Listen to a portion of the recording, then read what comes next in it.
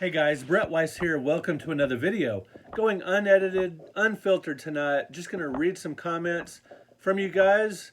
Just want to respond to some of your messages, some of your comments on YouTube, and answer some of your questions.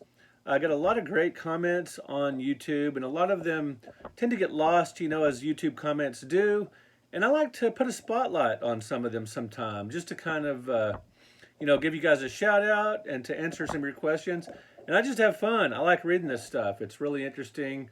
And I just appreciate you guys taking the time to interact with my content, to watch my channel and all that stuff. So let's get to it. Let's talk comments on my YouTube channel. And I will just off the cuff answer some of your questions and comment on what you've had to say. So thank you very much for all these comments. And let's get to it. So on my Intellivision Amico video where I talked about why I was pro Amico, just the fact that I like retro gaming, Timothy Crawford said, "Brett, I have to say I respect you for being one of the first pro Amico YouTubers to speak out. So many others have just deleted their videos and now act as if this never happened.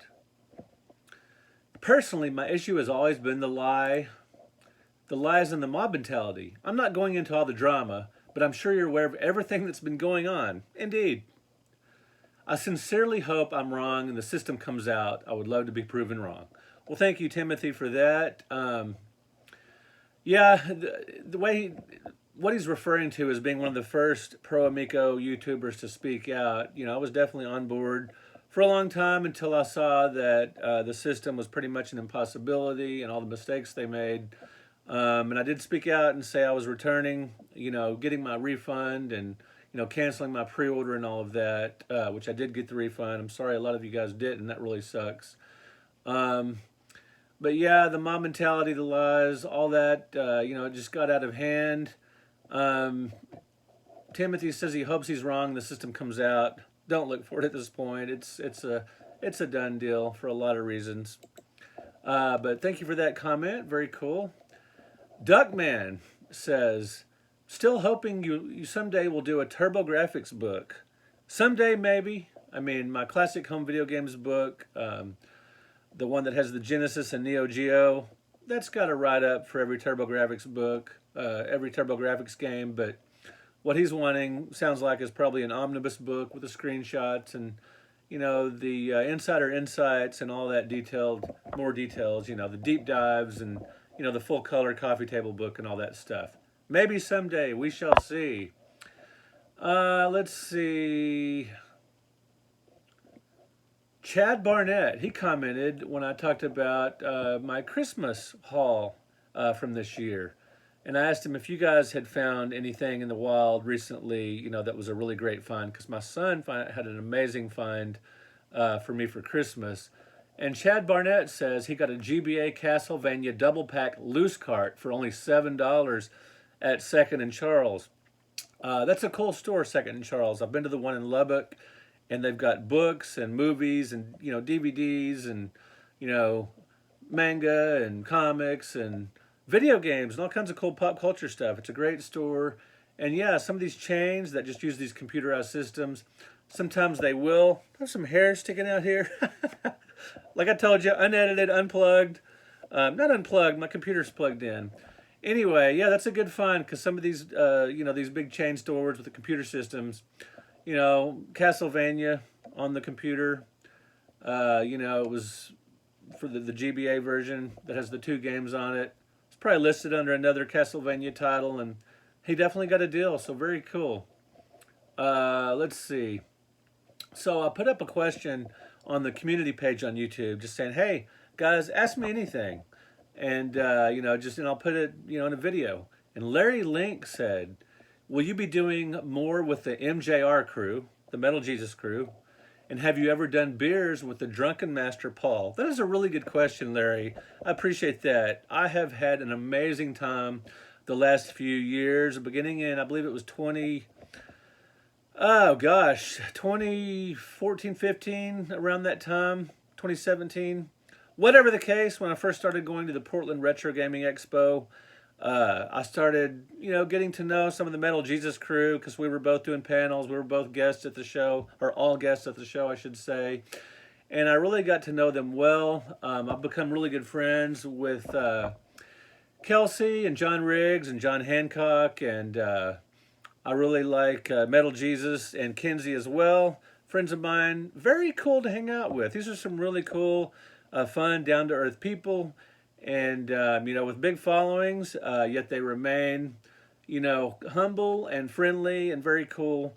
I've done a panel with Riggs, and I believe I did one with Hancock. Trying to remember, but anyway, I've hung out with these guys.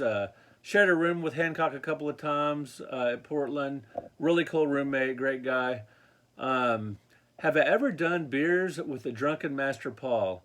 I have not. I've done beers with Riggs and a few others, with Jason, Metal Jesus, but not with Drunken Master Paul. I've met him a couple of times, said hello, but he's the one of the crew that I haven't really hung out with.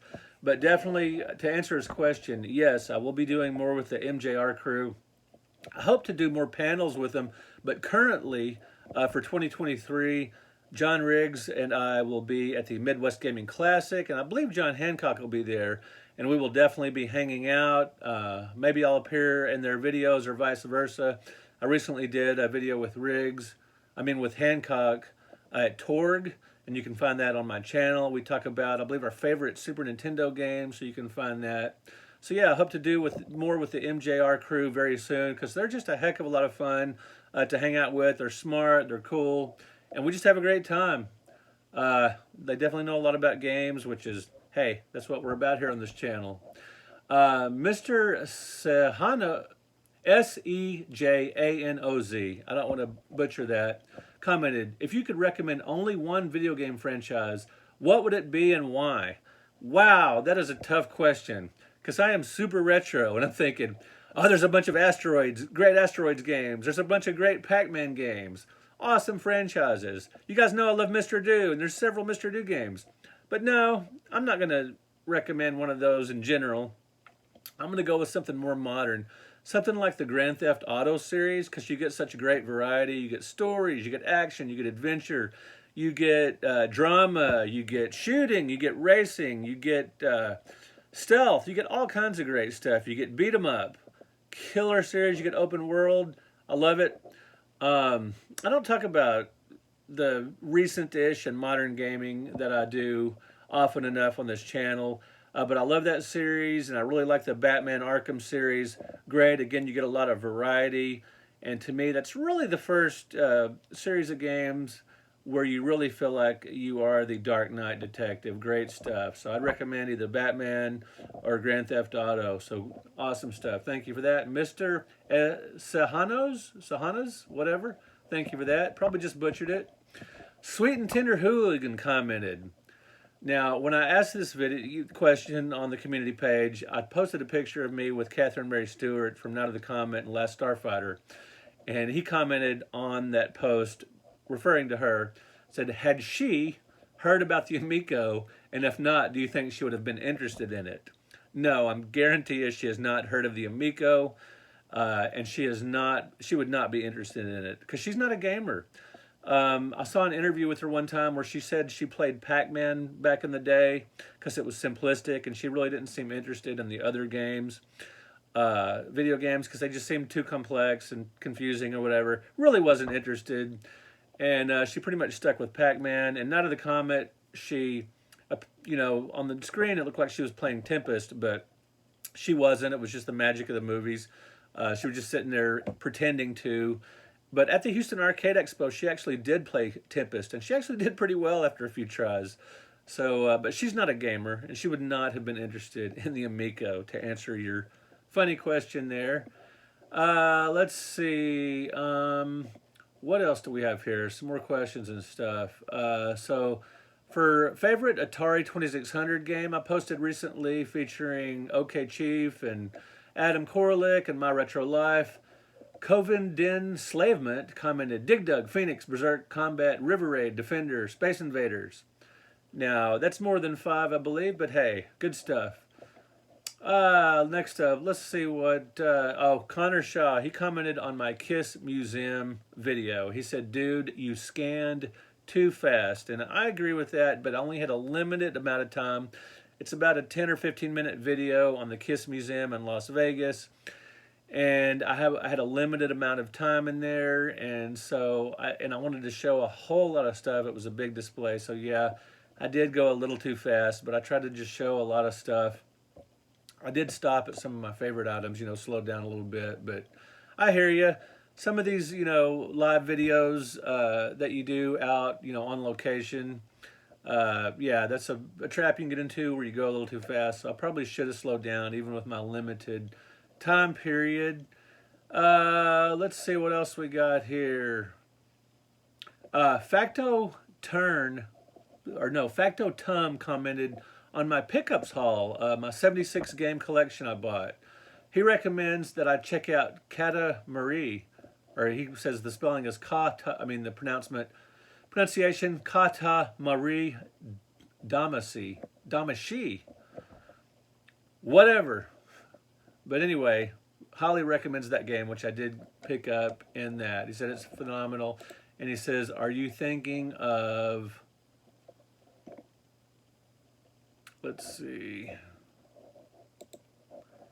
are you thinking of doing another greatest book for the next decade? So my 100 Greatest 1988 through 1998 book just came out, covering the next decade.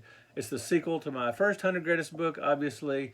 And he's asking, Tom asked if I'm doing the next decade, 1999 through 2009. Currently, I don't have that under contract through Schiffer. Currently, I haven't started on that, but I would like to do that someday at some point. Had a great team of writers on the 100 Greatest Console Video Games, 1988 through 1998, and I'd like to get all of them back if they would be willing to cover the next decade, and I would definitely crank out a bunch of those myself because there are some great games during that time period that I really love. So hopefully I'll do a third book in that 100 Greatest series and maybe beyond that. Who knows? So it's a distinct possibility. I would love to do that. Let's see. Thomas Hosvet said he'd like to see more pickups videos from me. So yeah, if I do all, next conventions or when it's garage sale season or whatever, I'll try to do another pickups video or several more. Scott Lennox commented, that was a great stash of games, again referring to my pickups video. Do you resell on eBay or just locally? Actually locally. I resell games at my Antique Mall booth. I have a booth in an antique mall. The antique mall is called Lone Star Antiques, and my booth is the Time Machine Comics and More store. And you can find my Facebook page, the Time Machine Comics and More, check it out on Facebook and give it a like. And it is in Haltom City, Texas, near Fort Worth. Let's see. Thomas Caddy commented on my one of my Amico videos that it was a turnoff for him when he found out the Amico was digital and wouldn't have cartridges. Yeah, I mean, one thing that would have sold, the Amico, it would have been nice had it come out for it to have a cartridge slot and accept cartridges, but that's not what they were going for. That's not the model they were going for. But whatever. Darth V72, that was Thomas Caddy, by the way, if I didn't mention that. Darth V72 commented on my last Starfighter video. I have a video I really like that I did at the Houston Arcade Expo about me hanging out with the last Starfighter crew. Catherine Mary Stewart and Lance Guest. Not the crew, but the two main stars from the film. And he asked me, he said, you should try it and come out to the California to be a guest at the Sacramento Gamers Expo one of these times. Well, if you guys know someone from the Sacramento Gamers Expo that might be interested in having me out as a guest panelist or just a guest author or both or whatever the case, hit them up. Let me know. I'd love to be invited out. On my Sega Saturn video, top 5 games, Jonas Clement said I like Wolfchild and Final Fight CD 2. Cool stuff. Final Fight CD, holy cow, what a great, one of the all-time great beat-em-ups, right up there with Streets of Rage 2 and my book. Incredible stuff. Speaking of the Saturn, Arthur Nerpatria says I need to do more content about Sega Saturn. Now, I'm assuming he means more videos, because there are some Sega Saturn entries in my new 100 Greatest book. But I'm sure he's talking about more videos, and maybe I will. We shall see. Turret Views and Reviews, commenting on my last Starfighter video, said, I remember she, referring to Catherine Mary Stewart, also did some TV work as well. She was in With Intent to Kill with Carl Malden and a guest shot in a Season 2 episode of Knight Rider. Oh, wow. I really liked Knight Rider a lot back in the day. I don't remember the Catherine Mary Stewart episode, even though I watched her on Days of Our Lives when I was a kid because my mom watched that soap opera. But I will definitely have to check that out. The Life of Camille and Shannon commented on my ColecoVision video. Did I see the Gemini? My aunt had the Gemini. I am a Coleco girl. I miss the real thing. Emulators are just not the same. Thank you so much for this. Well, you are very welcome. I agree. I do some emulation when I need to, check out some gameplay, get some hands-on experience with certain games for research or whatever. But, 9 times out of 10, I am playing original hardware, original games, original discs, original cartridges. So I got a big game room with a massive collection, and I borrowed a lot of games over the years. I definitely love physical media, and I love the original cartridges, the original hardware with the joysticks and, game controllers that were meant to be played with those systems. Typically you get the best feel for those. Although I do admit, I do play certain Atari 2600 games with my Sega Genesis 3-button controller. Games like Space Invaders, Phoenix, the old slide and shoot games as they used to call them, but then they started calling them fixed screen shooters. Yeah, the days of the Electronic Games magazine, those kind of games were called slide and shoot, like Galaga, where you move your ship back and forth. Those work great with the Sega Genesis controller, as opposed to the more stiff, a little bit more cumbersome Atari 2600 controller for those types of games. Although for something like Pac-Man or a Jawbreaker or Dodge 'em or something like that, I would definitely stick with the Atari 2600 joystick for maze games. Let's see. Well, there you go, guys. We're up to 17 minutes. That's probably enough for now. But, I would like to do more videos like that where I comment on you guys's, just your comments when you ask questions. I like to, answer back from time to time, in another video on its own. And speaking of that, let me know in the comments if you have any questions. Maybe they'll appear in another video, or maybe I'll just comment on them on YouTube here. Thank you guys so much for asking questions, for commenting, for liking and subscribing, and doing all that great stuff. And in general, and most importantly, just thank you for being awesome. We'll talk to you in another video.